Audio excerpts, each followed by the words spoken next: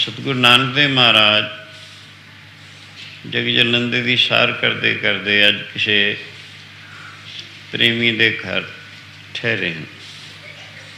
पहले भी वो संतां की सेवा करया करदा, हर महापुरख के पास एक सवाल करता हुंदा, महाराज संतां दे दर्शन का, संगत का, उन्हां दी सेवा का की फल होया करदा। ये सवाल उसका हर महापुरख के पास हुंदा। हाँ, जथा जोग महापुरखा ने उत्तर देना, पर यही सवाल उसने गुरु बाबा जी के चरणों विच भी किया। गरीब नवाज संतां दे दर्शन का, संगत का, सेवा का की फल हुंदा है। ये वचन सुन के गुरु बाबा जी ने फरमान किया, प्रेमिया शाम के वक्त जब सूरज के छपा का वक्त होवे, थोड़े लहंदे वाल जिहड़ा छप्पड़ है पिंड दे, उसके किनारे जावी, तैनूं उत्थों इसका जवाब मिलेगा। भावें इसनूं जवाब पहले मिल चुका सी, पर अजे संतुष्टता नहीं सी आई, इसनूं संतोख नहीं सी आया, तसल्ली नहीं सी होई। इस वास्ते गुरु बाबा जी उसनूं प्रैक्टिकली जवाब देने वास्ते एक कौतक रचते हैं। हाँ, तुहाडे पिंड दे लहंदे वाल जिहड़ा छप्पड़ है, सूरज के छिपण वेले उत्थे जावी, तैनूं जवाब मिलेगा। चला गया, चार चफेरे छप्पड़ दे फिर रहा है, की देखदा है? आदमी कोई नहीं, एक कावां दा जोड़ा, जिन्हां दे रंग काले। कावां की खुराक विष्टा, गंदगी आदि हुंदी है। कां का सुभाव भी क्रूर हुंदा है। किसी पशु आदि के जख्म देखना, उत्थे ठुंग मार के आप खुश होना, दुखी करना। यह जे सुभाव वाला एक कावां का जोड़ा बैठा देखिया। काफ़ी देर फिरदा रहा, जो अंधेरा हो गया, मुड़िया भी आदमी तब कोई मिलया नहीं। आके गुरु बाबा जी के चरणों से नमस्कार करके अर्ज कर दी, सच्चे पातशाह आदमी कोई नहीं मिलिया, कावां का जोड़ा सी, जानवर सन, उन्होंने की पुछदा? गुरु जी ने फरमाया कल फिर जावें। दूसरे दिन फिर जाता है, की देखदा? उत्थे बगलियां का जोड़ा बैठा, जिंदे रंग सफेद हैं, पर बगलियां की खुराक डड्डां आदि हुंदी है। इहो जिहा बगलियां का जोड़ा देखिया। बड़ी देर तक फिरदा रहा, पर आदमी भी नहीं नज़र आया। ये भी जानवर हैं, पहले नालों कुछ चंगे मने जाते हैं। आके फिर अर्ज कर दी, गरीब नवाज एक बगलियां का जोड़ा सी, आदमी कोई नहीं देखा। गुरु जी ने फरमाया कल फिर जाए।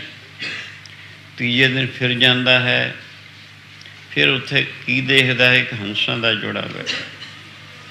हंस वो जानवर है जिसका रंग सफ़ेद है और खुराक इसकी दुध हीरे मोती हुंदा, पर इसकी चुंझ विच खटियाई हुंदी है। खटियाई होने के कारण अगर दुध पानी मिला के उसके अगे किसी बर्तन विच रख दिता जाए, खट्टा होने करके वो फट जाता है, दुध खा लेंदा है, पानी छोड़ दिंदा। ये हंस का सुभाव हुंदा। यह जे सुभावां वाला एक हंसां का जोड़ा देखिया। आके फिर अर्ज कर दी, गरीब नवाज आदमी कोई नहीं सी, हंसां का जोड़ा सी। गुरु बाबा जी ने कहा कल फिर जाई। जेड़े श्रद्धावान हैं वो अपनी श्रद्धा दृढ़ रखते हैं। यूँ चौथे दिन फिर गया, जाके की देखता है? एक दिप स्वरूप देवत्या का जोड़ा बैठा, जिन्होंने पुछदा है संतां के दर्शन का, उन्होंने संगत का ते सेवा का की फल होया करता।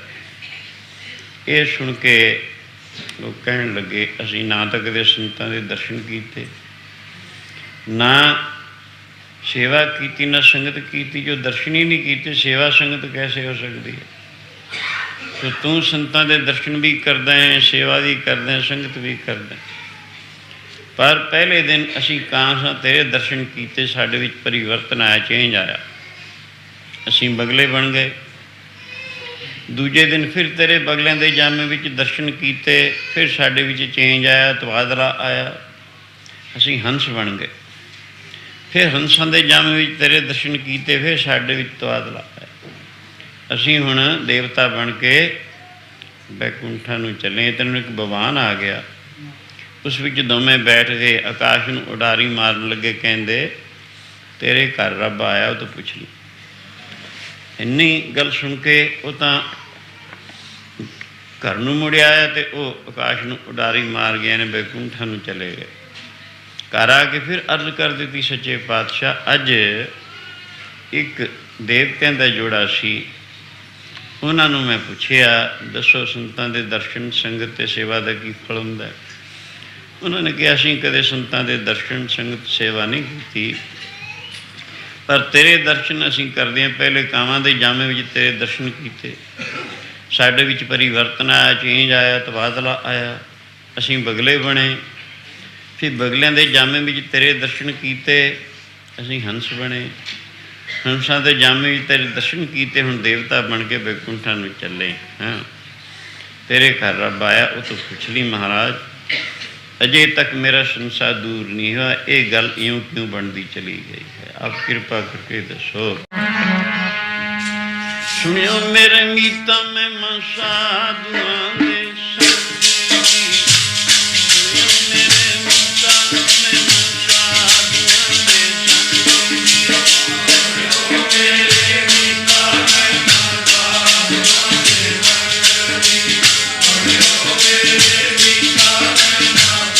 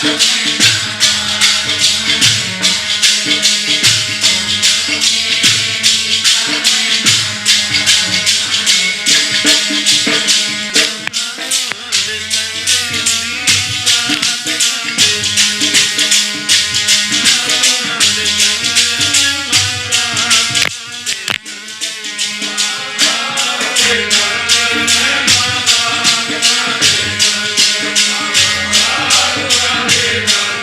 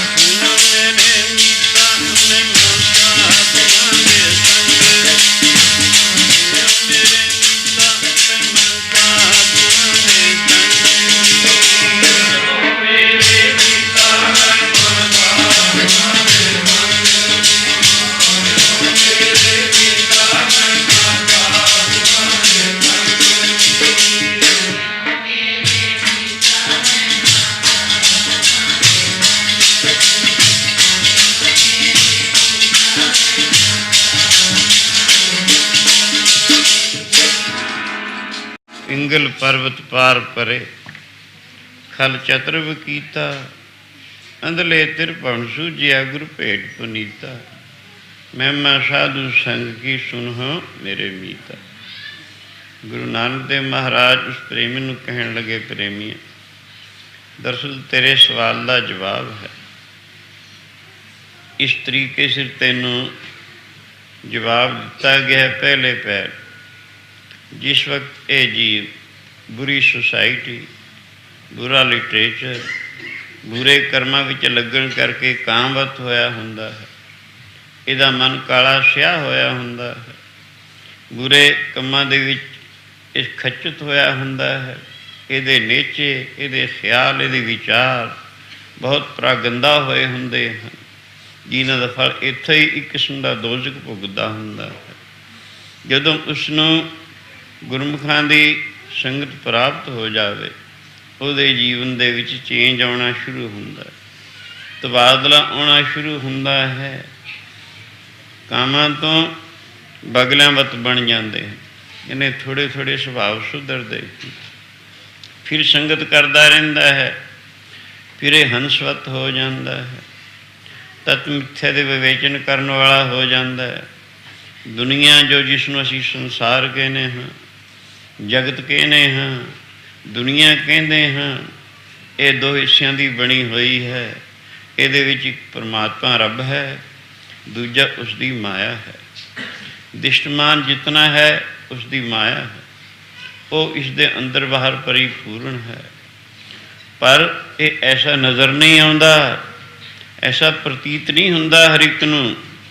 जिस वक्त इसनूं हंसवत तत्व मिथ्या दे विवेचन की बुद्ध प्राप्त हुंदी है, सत असत नूं नखेड़ के सत तो असत नूं अलहदा करन दी विचार प्राप्त हो जाती है। जिमें हंस दे चुंझ विच खटियाई होण करके दुध पानी मिलिया होवे इक्को जिहा ही प्रतीत हुंदा है, उहदे विच चुंझ पाउंदा है, वो फट जाता है, दुध अड हो जाता है, पानी अड हो जाता है, दुध खा लैंदा, पानी छोड़ दिंदा है। इसी तरह जिस वक्त इसनूं यही जी विवेक बुद्ध प्राप्त हो जाती है, सत्संग करते करते भजन करते करते फिर ये हंसवत हो जाता है। वाहिगुरू अंतरयामी नूं ते माया नूं जो संसार विच दो चीज़ां नखेड़न की ताकत हो जाती है, अपनी बिरती वाहिगुरू नाल जोड़ दिंदा है, माया तो उचेरी कर लेंदा है। फिर ये देवता बन जाता है, जिहदे विच दैवी गुण घटते हैं, सत संतोख दया धर्म विचार शांति खिमा धीरज वाहिगुरू की भगती ज्ञान आदि यह जे जिहदे विच गुण घटते हैं, उसनूं देवता कहा जाता है। देवता बन के फिर बैकुंठां दा अधिकारी बनता है। सुनियो मेरे मीता मैं साधुआं दे